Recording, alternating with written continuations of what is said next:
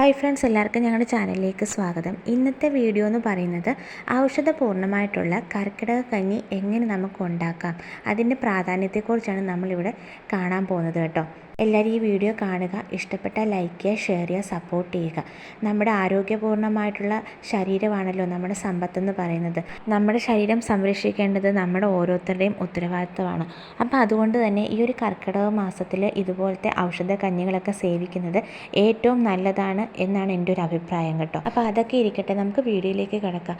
ഇതിപ്പം ഞാൻ കടയിൽ നിന്ന് വാങ്ങിച്ചിട്ടുള്ള ഔഷധക്കഞ്ഞിയുടെ വലിയൊരു പാക്കറ്റ് കിറ്റാണ് കേട്ടോ. ഇതിനകത്ത് ചെറിയ 7 ബോക്സുകളാണ് ഉള്ളത്. അതിൽ ഓരോന്നിലും ഇൻക്ലൂഡഡ് ആയിട്ടുള്ള ഐറ്റംസ് എന്ന് പറഞ്ഞാൽ നമ്മുടെ നവര അരിയും ഉലുവയും ആശാലിയും പിന്നെ വേറൊരു പൊടി ഐറ്റംസുമാണ് ഉള്ളത്. ഇതിപ്പം ഞാൻ ആദ്യം കുക്കറിനകത്ത് നവര അരി ഇട്ടിട്ട് ഒന്ന് കഴുകിയതിന് ശേഷം ഒരു 5-6 വിസിലാണ് കുക്കറിനകത്തിട്ട് അടിച്ചത്. ഇതിപ്പം നിങ്ങളുടെ വേവ് അനുസരിച്ച് വേണം നിങ്ങൾ കുക്കറിനകത്ത് ഇട്ട് വേവിക്കാനിട്ട് കേട്ടോ. അപ്പോൾ എന്താ കുക്കറിലേക്ക് അരി കഴുകിയിട്ട് വേവിക്കാൻ വെക്കുകയാണ് സ്റ്റൗ കത്തിച്ചതിന് ശേഷം.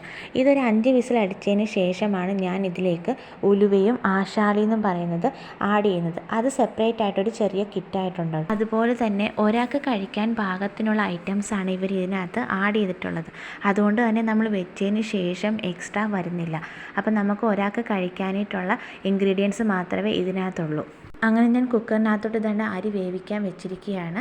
അരി ഏകദേശം വെന്തതിന് ശേഷം ഞാൻ ഇതിലേക്ക് ഉലുവയും ആശാളിയും കൂടെ ഇടുന്നുണ്ട്. എന്നിട്ട് അതും കൂടെ ഒരു 3 വിസിൽ അടുപ്പിക്കുന്നുണ്ട്. കാരണം ഉലുവ വേകാനായിട്ട് ഒരു സമയമുണ്ടല്ലോ.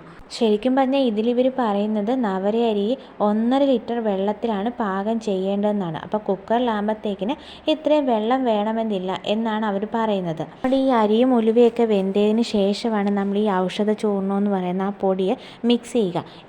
ഈ ഔഷധ ചൂർണ്ണം എന്ന് പറയുന്ന പൊടിയിൽ ആഡായിട്ടുള്ള ഐറ്റംസ് ഞാനൊന്ന് പറയാം.